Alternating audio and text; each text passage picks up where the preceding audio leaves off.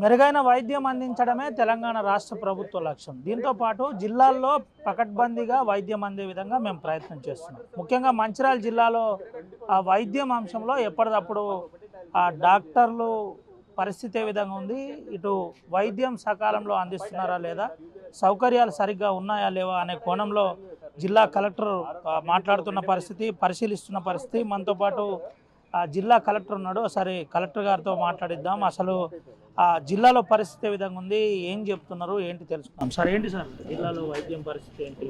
So season government పక్కా వైద్యం అందిస్తాం, ప్రజలకు అనుగుణంగా ఉండే విధంగా చూస్తుంది. సో మనకి మన వైద్యం మీద ఎంత నమ్మకం ఉంది, దానికి ఎట్లా తెలుస్తుంది అంటే పక్కన జిల్లా పక్కన రాష్ట్రం వాళ్ళు ఇక్కడ వచ్చేసి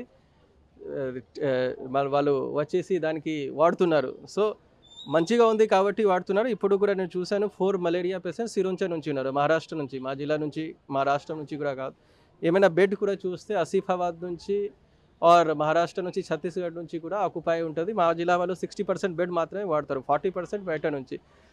తర్వాత కూడా ఎక్కడైనా ఏమైనా ఇష్యూ ఉన్నాయంటే దానికి సంబంధించిన కూడా ఈ బిల్డింగ్ చాలా పాత అయిపోయింది కాబట్టి దానిలో రిపేర్స్కి ఇష్యూ అవుతుంది. కొత్త బిల్డింగ్ కడుతున్నాము, దానికి కొంచెం టైం పడుతుంది, మేబీ 4-5 months టైం పడుతుంది.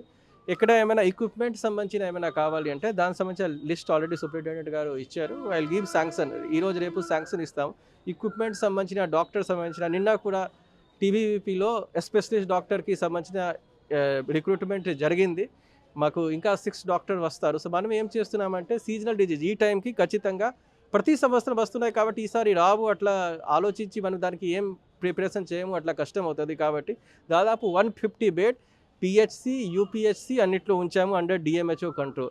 ఇంకా దాదాపు 250 బెడెడ్ టీవీపీ కింద, 100 బెడెడ్ బెల్లంపల్లిలో, 100 బెడెడ్ చెన్నూరులో, 40 బెడ్ సిఎస్సి లక్షటిపేటలో. దాంతోపాటు కొంచెం ఎక్కువ బెడ్స్ ఉంటుంది, దానికి ఏమైనా ఫర్ అన్ఫార్చునేట్ సర్కమ్స్టాన్సెస్ కొంత ఎక్కువ మంది కూడా అటెండ్ చేసేసి అక్కడ కరెక్ట్గా జనరల్ ఫిజిషియన్, ఎంబీబీఎస్ డాక్టర్స్తో పాటు టెస్ట్ అన్నిటికీ కూడా ఫెసిలిటీ ఏర్పాటు చేసేసి అన్ని రకాల మెడిసిన్స్ ఏమైనా ఉన్నాయి అన్నీ ఉంటాయి. ఇక్కడ కూడా ఒక స్పెసిఫిక్గా ఫీవర్ వార్డ్, ఎందుకు ఇది క్రిటికల్ కేర్ ఉన్నాయి, ఇక్కడ ఐసీయూ ఉంది, అన్ని రకాల ఫెసిలిటీ ఉన్నాయి కాబట్టి ఇక్కడ కూడా 50 బెడెడ్స్ వరకు మనం సెపరేట్గా వార్డ్ ప్రిపేర్ చేసి ఉన్నాం. సో ఏమైనా ప్రాబ్లం వస్తే ఫస్ట్ కింద లెవెల్లో సెటిల్ చేయాలి. ఏమైనా సీరియస్ అవుతారంటే సెకండ్ లెవెల్, థర్డ్ లెవెల్లో అట్లా చేస్తే ఈజీ అవుతుంది. ఎవరైనా మా దగ్గరకి వస్తారు జీజీహెచ్లో ఖచ్చితంగా మనం అడ్మిషన్ తీసుకుంటాం, తక్కువ కూడా ఉంటుంది. మనం ఇక్కడ కాకుండా మీరు సిఎస్సిలో వెళ్ళాలి అట్లా లేవు. కానీ పబ్లిక్ తోటి పర్టికులర్గా ఎవరైనా బయట రాష్ట్రం నుంచి ఆర్ బయట జిల్లా నుంచి వస్తున్నారు అంటే ఫర్ సపోజ్ ఆసిఫాబాద్ వాళ్ళు ఫస్ట్ వాళ్ళు బెల్లంపల్లి సిఎస్సికి వాడాలి, వాళ్ళు డైరెక్ట్గా ఇక్కడికి వస్తున్నారు.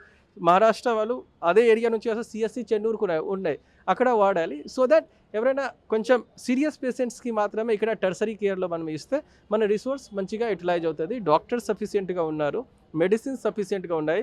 ఏమైనా ఎక్విప్మెంట్స్ ఇంకా కావాలి అంటే దానికి అరేంజ్ చేస్తాము. ఇంకా ఏమైనా ఫ్యాన్స్, ఏసీ ఎక్కడైనా కావాలి అంటే ఇస్తున్నాము.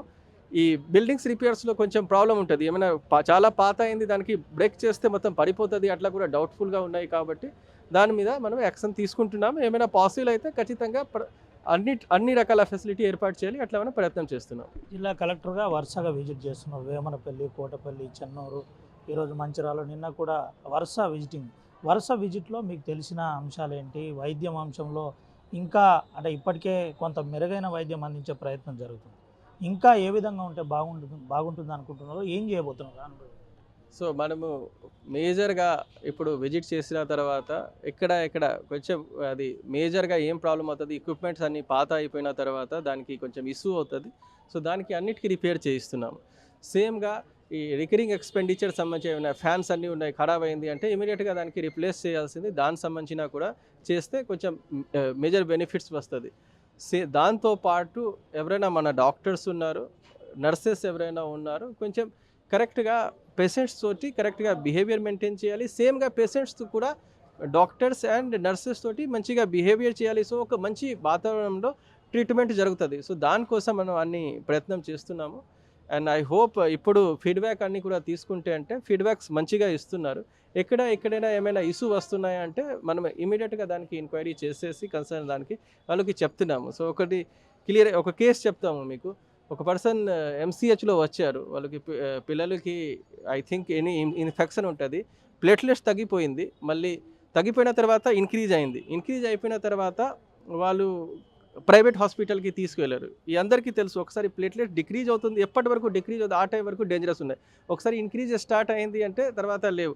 సో వాళ్ళకి చెప్తున్నారు చాలా ఖర్చు అయింది సార్, ఎంత డిక్రీజ్ అయ్యింది. నేను ఏం మీకు ఎప్పుడైనా సీరియస్ ఉన్నారు, మీకు ఏమైనా డౌట్ అయితే మీరు మంచి ప్లేస్లో తీసుకువెళ్తున్నారంటే ఎలాంటిగా ఇష్యూ లేవు.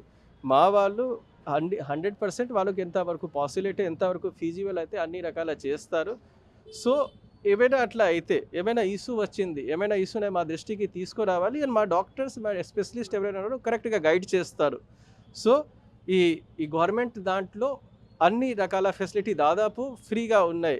సో అందరూ వాడుకోవచ్చు అండ్ ఎవరైనా పే చేయడానికి సిద్ధంగా ఉన్నాడు, you can pay it and మీరు ప్రైవేట్లో ట్రీట్మెంట్ తీసుకోవడం దానికి సంబంధించిన కూడా we don't have any objection. కానీ ఇక్కడ మంచిగా సౌకర్యం లేవు కాబట్టి ప్రైవేట్లో వెళ్తాం, దానికి మనం ఆపాలి, దానికోసం ప్రయత్నం చేస్తున్నాం. ఏంటి సార్ మందుల కొరత ఏమైనా ఉందా, ఏంటి పరిస్థితి జిల్లాలో? మంచిర్యాలలో సఫిషియెంట్ మెడిసిన్స్ ఉన్నాయి. ఇప్పుడు ఏమైనా లేవు అంటే మనం లోకల్ పర్చేజ్ కూడా చేసేసి ఇస్తున్నాము. ఇప్పుడే డాక్టర్ గారి నుంచి మాట్లాడాము. సో ఆయన ఏం చెప్పారు, సపోజ్ 40 mgకి మాకు 10 mgకి సప్లై అవుతుంది నార్మల్గా, కొంతమందికి 40 mgకి రిక్వైర్మెంట్ ఉంటుంది, వాళ్ళు 4 ట్యాబ్లెట్ ఒకేసారి తీసుకోవచ్చు, అట్లా చెప్తే కష్టం అవుతుంది. అట్లా ఉన్న కేసెస్లో మనం పర్చేజ్ చేసేసి ఇస్తాం. లేదు అంటే తక్కువ కేస్ట్ అయితే వాళ్ళు కూడా పర్చేజ్ చేస్తారు. బట్ డెఫినెట్గా అన్ని రకాల మెడిసిన్స్ మా దగ్గర అవైలబుల్ ఉన్నాయి. ఏమైనా అవైలబుల్ లేవు మనం లోకల్ పర్చేజ్ చేసేసి అవైలబుల్ చేస్తాం.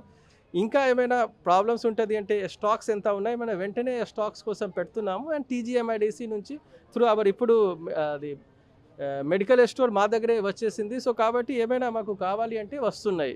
సో గ్రామీణ ప్రాంతంలో పారిశుద్ధ్యం కొంత ఇబ్బందికరంగా ఉంది, మలేరియా నమోదవుతుంది, దీనివల్ల ఇబ్బంది అవుతుందని చెప్తున్నారు. దీని మీద జిల్లా కలెక్టర్ ఏం తీసుకోబోతున్నారు? సో రెగ్యులర్గా కన్సర్న్డ్ లోకల్ బాడీ వాళ్ళతోటి, మున్సిపల్ కమిషనర్ తోటి ఆర్ MPDO తోటి రెగ్యులర్గా మానిటరింగ్ జరుగుతున్నాయి. ఇప్పుడు కూడా మీరు ఏ విలేజ్కి విజిట్ చేస్తే, ఏ మున్సిపాలిటీకి విజిట్ చేస్తే, ఏ వార్డులో ఎప్పుడు ఫాగింగ్ జరిగింది, ఎప్పుడు క్లీనింగ్ జరిగింది, ఎప్పుడైనా అది డ్రైన్ క్లీనింగ్ జరిగింది, అన్నిటికీ వాళ్ళు లాగ్ బుక్ మెయింటైన్ చేస్తే మనం విజిట్ చేస్తే కూడా చూస్తున్నాం. ఎవరైనా విజిట్ చేస్తే దానికి చూడవచ్చు. మేజర్గా గవర్నమెంట్తో పాటు పబ్లిక్లో కూడా అవగాహన ఉండాలి. ఎందుకు మనం బయట మాత్రం క్లీన్ చేయగలుగుతాం, ఇంటికి లోపల్లో ఇంట్లో ఉన్న వాటర్స్కి మనం డ్రై డే రెగ్యులర్గా ఆల్టర్నేట్ డే లాగా చేస్తున్నాం. కానీ అందరూ కోఆపరేట్ చేస్తే మాత్రం రిజల్ట్ వస్తుంది. మలేరియా సంబంధించిన ఇప్పుడు ఐ థింక్ 1 or 2 కేసెస్ నమోదైంది. జనరల్గా ఇది బయట నుంచి ఎవరైనా వస్తారు అంటే ప్రతిసారి లాస్ట్ టైం కూడా ఒడిశా సంబంధించిన దానిలో నమోదైంది, ఈసారి కూడా దానికి చెక్ చేస్తాం. మా దగ్గర ఇప్పుడు డెంగ్యూ సంబంధించిన కూడా కేసెస్ ఎలా అవుతుంది అంటే హైదరాబాద్లో లేదా బయట చదువుతున్నారు, ఫీవర్ వచ్చిన తర్వాత వస్తారు, ఇక్కడ వచ్చిన తర్వాత నమోదు అవుతుంది. ఓకే, దానికి ఎలాంటి ఖచ్చితంగా రావాలి, మనకు టెస్ట్ చేస్తాము, ఖచ్చితంగా నమోదు చేయాలి. సో మా దగ్గర ఏమేమి ఉంటున్నాయి ఇమీడియట్గా దానికి వెక్టర్ కంట్రోల్, ఇప్పుడు అన్ని హాస్టల్స్లో వెక్టర్ కంట్రోల్ సంబంధించిన ఆల్రెడీ అది జరిగింది, స్ప్రే జరిగింది. లోకల్లో కూడా లోకల్ బాడీ కూడా చేస్తున్నాను. ఏమైనా ఇంకా ఎక్కడైనా ఇష్యూ అవుతుంది అంటే విల్ డెఫినెట్లీ టేక్ ఇట్.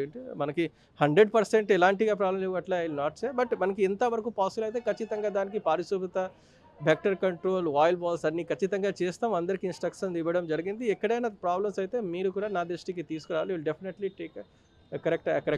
జిల్లా ప్రజలకు డాక్టర్ కుమార్ దీపక్ కలెక్టర్ గారు ఏం చెప్పబోతారు? సో ఈ సీజనల్ డిజీజ్ టైంలో జాగ్రత్తగా ఉండాలి. ఇప్పుడు నెక్స్ట్ 4-5 days చాలా బర్సలు కూడా ఎక్స్పెక్టెడ్ ఉన్నాయి. ఈ బర్సల్ టైంలో ఎక్కువ ప్రాబ్లమ్స్ రావు. బర్సలు అయిపోయిన తర్వాత ఎస్టాగ్నెంట్ వాటర్ నుంచి ప్రాబ్లం వస్తాయి. మా సిబ్బంది, లోకల్ బాడీ సిబ్బంది, డాక్టర్స్ అందరూ, వెక్టర్ కంట్రోల్ టీం అందరూ దానికోసం పని చేస్తున్నారు.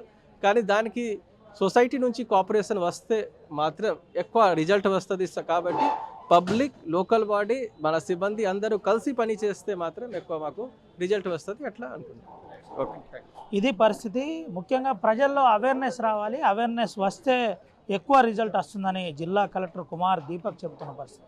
దీంతోపాటు హాస్పిటల్లో నాణ్యమైన వైద్యం అందించే ప్రయత్నం చేస్తున్నాం. డ్రగ్ అంటే మెడిసిన్కి ఎటువంటి ఇబ్బంది లేదు, ఎటువంటి కొరత లేదు. కొరత లేకుండా మేము ప్రయత్నం చేస్తున్నాం. సఫిషియంట్ డాక్టర్లు ఉన్నారని జిల్లా కలెక్టర్ చెబుతున్న పరిస్థితి. ఇప్పటికే రోగుల దగ్గర నుండి వాస్తవికాలు తెలుసుకునే ప్రయత్నం చేస్తున్నాం, వరుస విజిట్ చేస్తున్నాం.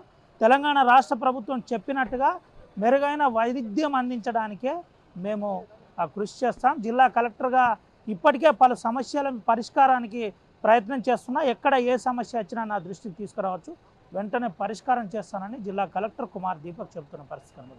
అసలైన తొలి వెలుగు. ఫాలో వాట్సాప్ @తొలి వెలుగు official.